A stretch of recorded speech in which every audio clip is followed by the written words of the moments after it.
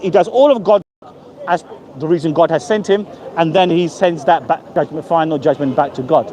So, one more thing I haven't said. When you say the Father and I are one, the Greek word for one there is a Greek word called hen. It's the same verse used in John chapter 17, verses 21 to 23, where Christ says to the disciples, as you can become one in us, and we can become all one. Meaning one in the purpose of bringing these Jews back together. Now, is the one in us the Trinity? But then by your logic, you would then have to say the disciples are also God. That's why I've quoted John 17. Look what Christ, read it yourself. In John chapter 17, verses 21 to 23, where he addresses the disciples as well, and he says to them, as you can become one with us, and we can all become one. One in the sense of bringing those Jews back to worshipping God and God alone. That's why the Greek word there is hen.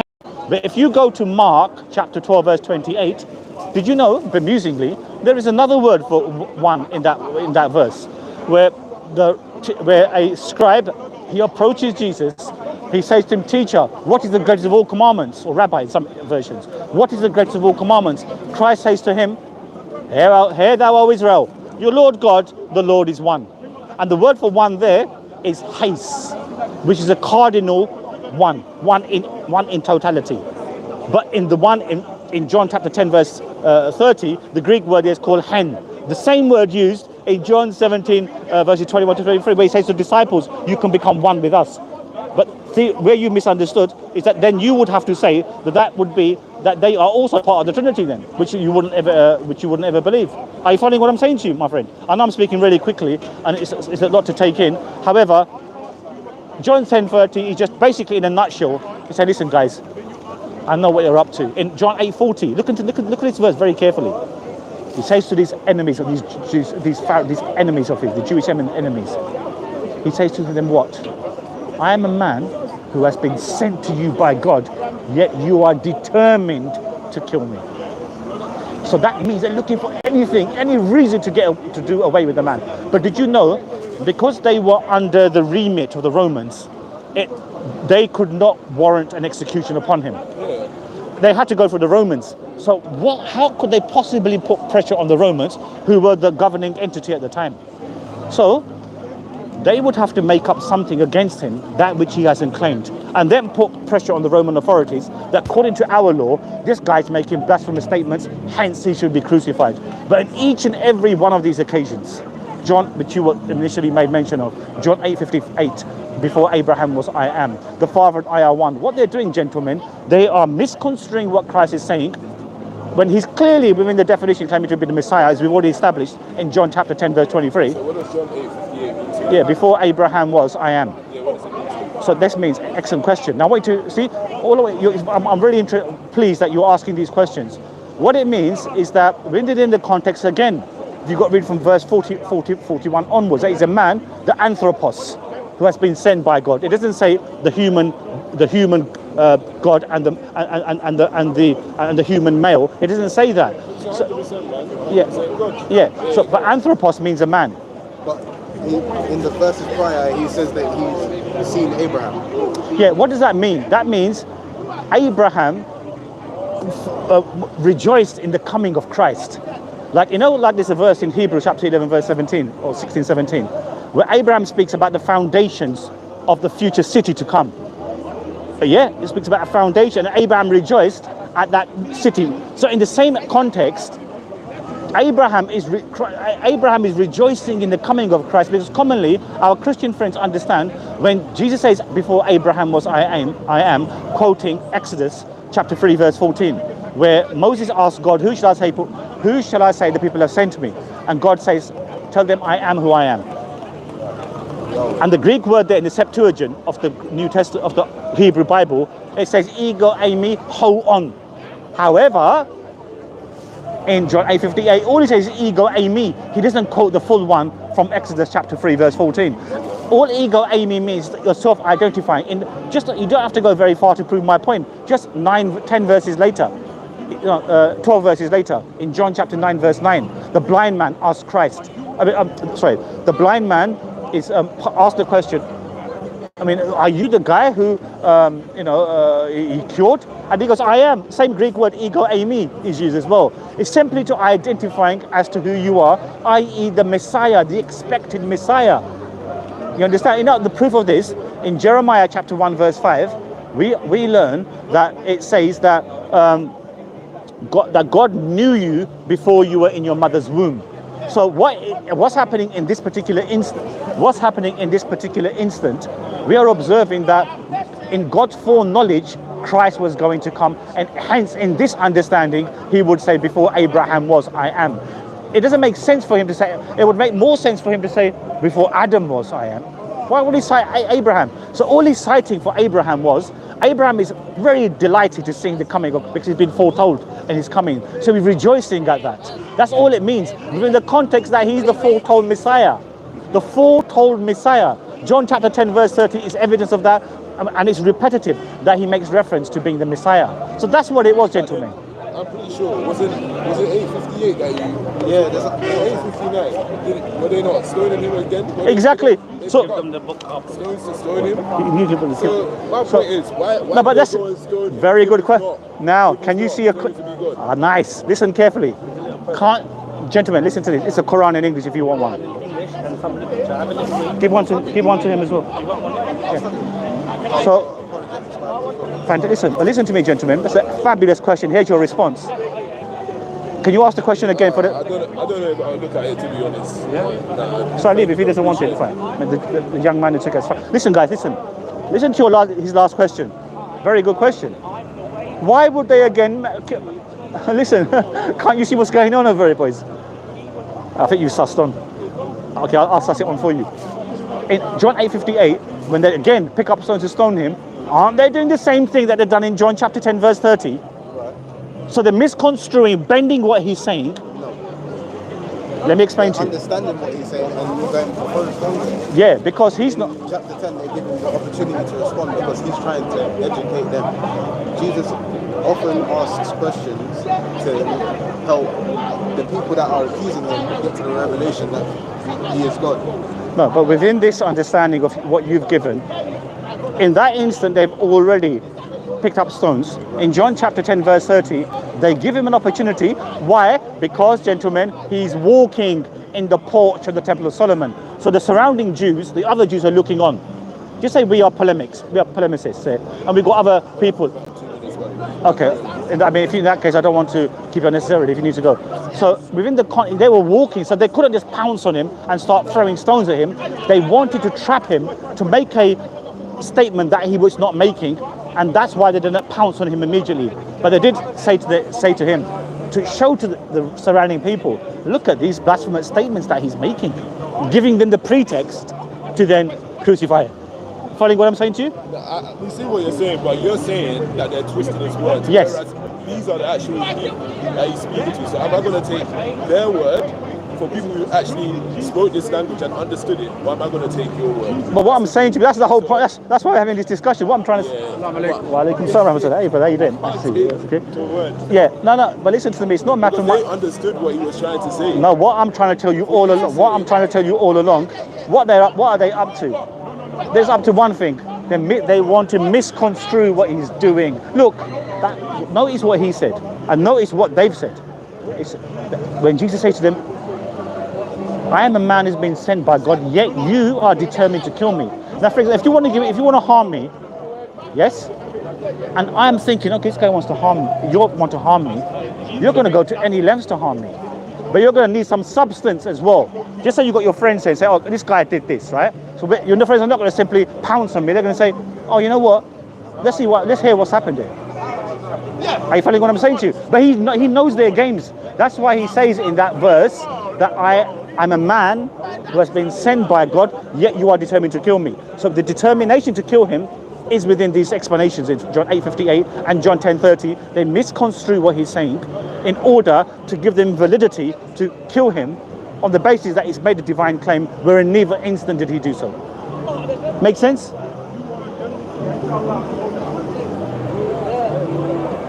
Because in each occasion, what they're up to, you see, basically speaking, they're twisting what he's doing. Okay, that's cool. No, I need to go. It's been really nice speaking to you. Good man.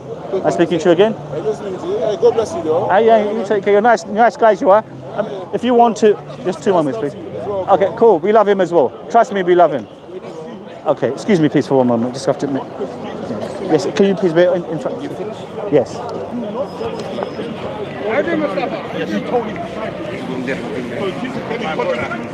Yes, so fantastic discussion. The short thing is that I just had to like I was trying to make trying to say basically that I was expecting vivid detail as to what is going on here. Vivid detail. I think he understood it.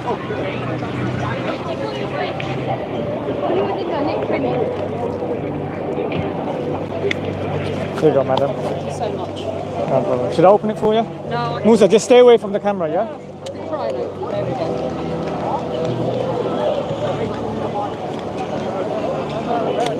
Take my top. No problem. So we'll just fill in the people in regards to, I've met a lovely RE teacher, and I think it would be good to get your insight in regards to how you feel RE is being taught in the UK, and then I'll give you a little bit of my experiences as well.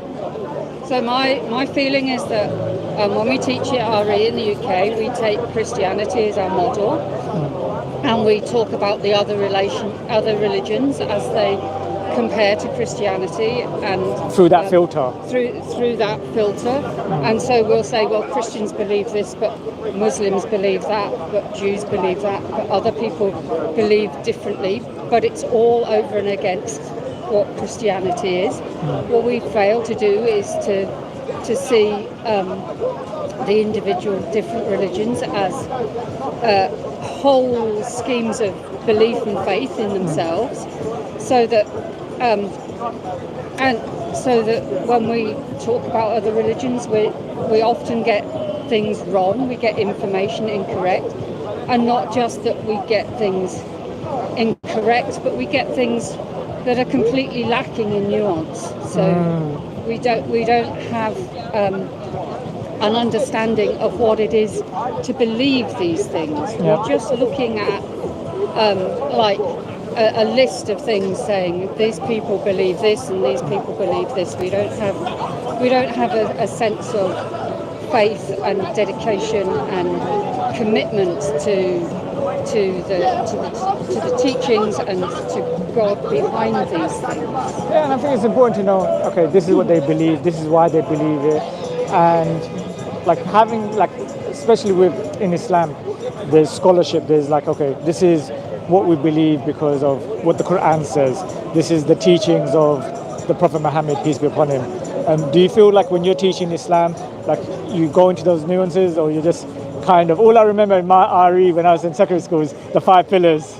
All we got told was 5 pillars, 5 pillars. When I teach Islam, I feel I'm doing it a disservice because I don't know what it feels like to believe it. I can teach the mechanics of these are the 5 pillars, this is how much salat is, this is what the Hajj involves, but it doesn't speak to me. It's not coming from a place of faith, it's coming from a place of observation. And I don't think that's the right way to teach religion. I believe that all religions should be taught by the people who believe them, by the people who build their lives upon them, who live by the faith. I would agree and slightly disagree with that statement as well, because I think you get that passion, you get the emotion, you get understanding of what they believe. Because me myself, for a number of years, I worked in substance misuse. So a lot of the clients and the individuals I'm working with, like, have you taken drugs? I go, it doesn't matter if I've taken drugs. I need to be able to articulate to you the impact of drugs. And if I've taken drugs, I'll tell you about my lived experience. I can tell you how it's impacted me and the effects it has on me. Because I think it's about basing it on knowledge. So I think in school it's very superficial. So you go through the 5 pillars, but in Islam, and that was the key thing I was mentioning to you there, the fundamental is Tawheed, knowing about the oneness of Allah. So we go through the 5 pillars, and the first pillar is really the belief in Allah. Who is Allah? How do you worship Allah? What are the names and attributes of Allah? How do you avoid committing shirk? Because very simply, what is Tawheed? Very, very simply, excluding the three elements I've mentioned to you before, in regards to the oneness of His names and attributes, the oneness of worship, lordship, it comes down to, it's the opposite of shirk. You know what shirk is? Shirk is faithlessness. Yeah. Close. It's making partners with Allah. It's the opposite of Tawheed. Right. So worshipping other than Allah, giving the divine attributes to anyone other than Allah. And I just want to recall a quick experience I had when I was in my secondary school. My kind of disconnect from religion came from RE. I had an atheist. Back in the days, there was a big push that the best person to teach RE would be... Not me. Not you. Best person to teach RE is someone who doesn't have faith. And I think like that's just very strange. Say that again, sorry. The best person to teach RE? Is the neutral person, no. the person who doesn't have faith, who's an atheist. And I found that they were asking me profound questions, and I'm like, I don't know the answer, which made me question my faith, rather than making me have an understanding of religion, because I don't think atheists are neutral. I think they have their bias towards Atheists are atheism. not neutral. Thank you. Thank you. They like to say they're neutral, but they're not neutral. It's a very distinct mindset, very distinct worldview, and it is as much a religion as any theistic religions are. Definitely, and I think has the West England, like they've moved away from having atheists teaching RE, or because again I'm going back. I wish they would. We still have atheists teaching RE, and I don't think it's. Do you have guest speakers from different faiths to actually talk Not about as often as I would like? But that's part of it, because Yeah. I think it's nice, like going to other faith places, like yeah. So I sincerely appreciate your time. Have you ever I know you had a conversation previously. Did anyone offer you a translation of the Quran? Yeah, they did. I already have a translation of the Quran. Probably not the one you've got, but I already have one. No, you'd be surprised. Because honestly speaking, I think it's interesting, like the preservation of the Quran. Do you know about the Birmingham manuscript? Birmingham manuscript is like in Birmingham, we have carbon dated Qurans in the lifetime of the Prophet Muhammad. It's quite interesting. Yeah, that's impressive. And then it's like, yeah, and I feel like that's the kind of elements, because you know what Hafiz is, right? What? Hafiz, someone who's memorized the Quran. Oh yeah. The last school that I was at, there was a boy who was learning that. Yeah. Working towards that. Yeah. And His it's parents were so incredibly proud of him. Yeah. Because it's such a big thing to do. I know several people who have memorized the Quran, word for word, letter for letter, in Arabic, and I think it's one of those things that highlights something that the culture and the heritage of Islam and the preservation. The Quran was spoken before it was ever written. It's not Definitely. It's not like the Christian Gospels, which were written down to be what they were written down. The Quran is meant to be spoken. It's meant to be heard, and so I can see the value of somebody actually learning to recite it, because that's as close as you can get to how it was in the beginning. I think that's an incredible thing to do. That's amazing. I genuinely think it's really impressive, and it takes so much time and so much faith and so much commitment to do that. Oh, thank you, very kind. I'm conscious of time. I want to quickly ask your experience of Christianity and why Christianity, as someone who has a good understanding of other faiths or teaches Why other faiths. Christianity? Basically because I grew up in a, I wouldn't say I had a Christian family, but growing up in England at the time that I did, Christianity was the dominant religion. If you wanted to do any youth clubs and things, they were all at churches. I started going to the church because I was in the girls' brigade, and seeing the people and seeing the faith and seeing their commitment to God and to each other, in the end, that was what held me. That's why I believed myself, and it's why, even though I've had journeys outside of faith in my life, that's the one that I always come back to, because that's where I started from. I've got a question for you. Jesus Christ, God or sent by God? Wow, there's a question I can't. For me as a Christian, I believe that Jesus Christ is God the Son, God who came in a human form, and I'm going to always believe that. But I think Can I just say one thing? Can I just Go ahead, finish? of course. There are a lot of people who don't believe that.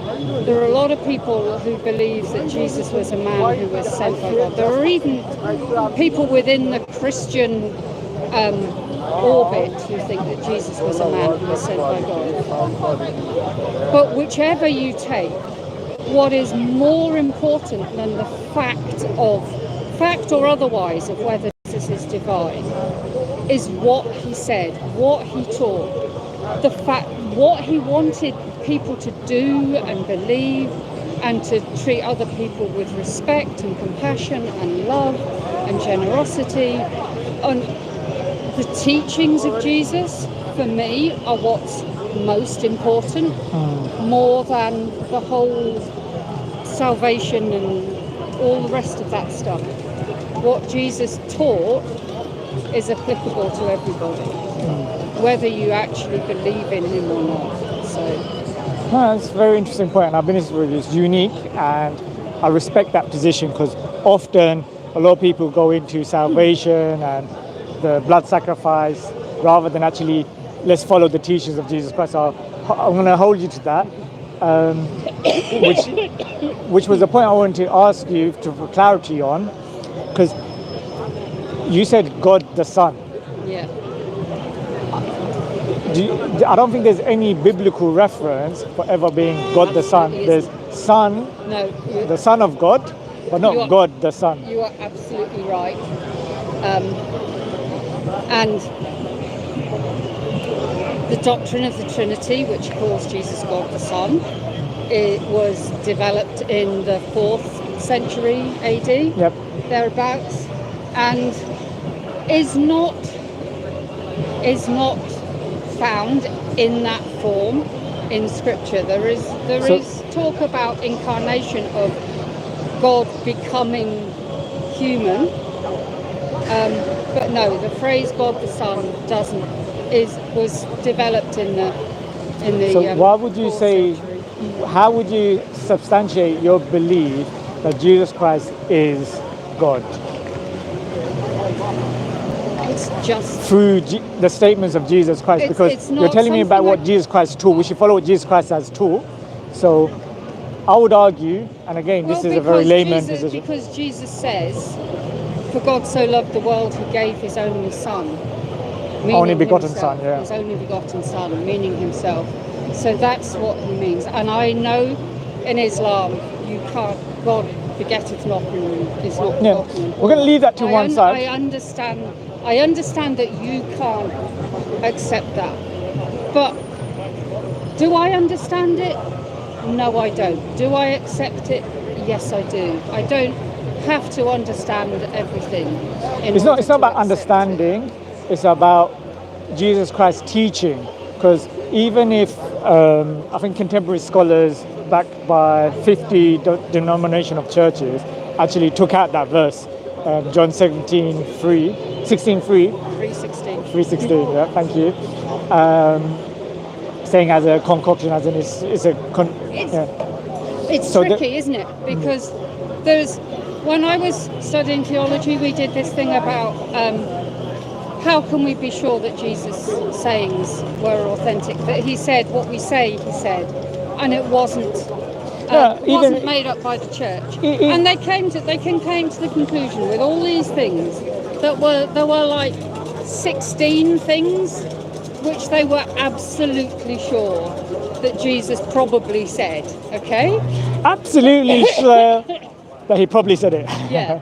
So you get that thing, but my My feeling is Out of those that- 16 things, is any of it claiming divinity? Because even if we went with Jesus Christ, God so loved the world, sent his only begotten Son, no, it doesn't make I him don't- divine, that's I would not, argue. that one doesn't make the cut. Yeah. And I don't think there aren't many doctrines that do make doctrinal statements that do make the cut, because they could have been made up by the church and put back. So are we following the teachings of Jesus Christ? The fundamental Well- teachings, because even there's a sign that quotes the Bible, quotes the Old Testament, quotes the Quran, and I think that's the same message in regards to Mark 12:29, where Jesus Christ was asked, The thing with this verse here, Yep. the only one God thing, yep, that one doesn't make the cut either, because Does it that not? can have come from earlier.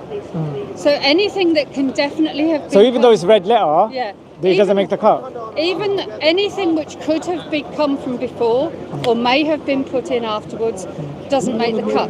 So, but Who decided the hang cut, by on, the way? hang Sorry, on. just for clarity. It's done by a whole bunch of scholars. But my Have some more waters. my feeling is this, that the people who made the Gospels, the people who wrote the Scriptures, were not trying to pull a fast one. They were not trying to deceive people. They weren't trying to lead people astray. What they were trying to do was to lead people to what they believed was the ultimate truth. So these were people who may have got things wrong, but were acting in good faith. And I think that's enough for me. Because I don't want to speculate in regards to the intentions. Because I think it's a key point you made in regards to following the teachings of Jesus Christ. So what would you say is the core teachings of Jesus Christ? Love God, love your neighbour as yourself. That's it in 2 sentences. That's what Jesus said was his teaching in 2 sentences. 2 questions for you, quite deep in theology. Can God have a God? And can God have limited knowledge? Those are heavy questions. Can God have a God? God is his own God. So God isn't his own God. God is God. God is God. So we wouldn't have a God. There will be no other God. So God is God. Because it's blaspheming statement. God having a God doesn't make sense. It's a contradicting statement, and I agree with you. And the other question in regards to, can God lack in knowledge or have limited knowledge? I don't think so. Because think God God knows knows all. everything. Thank you very much. I would genuinely love to stay and talk to you all day, because this has been fascinating. So I just got my really phone have out to very go. quickly to give you reference where Jesus Christ said that I must leave you now to your Father, to my Father, to your God and to my God. And Jesus Christ himself didn't know when the hour was. So thank you so much. I really appreciate your time. And anytime you're passing through, please do feel free to talk to us. I really enjoyed your insight and your It's time. been really interesting talking to you. So Take care. thanks. Not strong enough for a clock. I give you a mini one. No, I really. She has a I've copy. really got it. I She's already have a copy. she's in the process of studying How it. did you find it? I think she needs to go, so we need to respect that. Because I stopped her before we stopped her. So I Yeah. come back for desserts, you know. Oh. Come back No for. problem. Madam, You know thank you so what? much. I come this way often. I'm sure I'll speak to you again. Would you like a leaflet? We never. Take care, madam. We always. Thank you so much. I really appreciate the time, and we're just going a little bit of recording there. Unless you understand Bengali, the brother was speaking Bengali. Alhamdulillah, may Allah bless you all, and yeah, make dua for the teacher, her hidayat, because she's talking about few interesting things, and I find it interesting that she left when we was going to go into more of the statements of Jesus Christ, and herself agreed that God cannot have a God. God must have all knowledge, and Jesus Christ showed that he didn't know when the hour was, nor and the fact that he has a God. So that's worth noting. So thank you all, and may Allah bless you. Assalamu alaikum wa rahmatullahi wa barakatuh. God became a man, but he knows sin. يا شهادة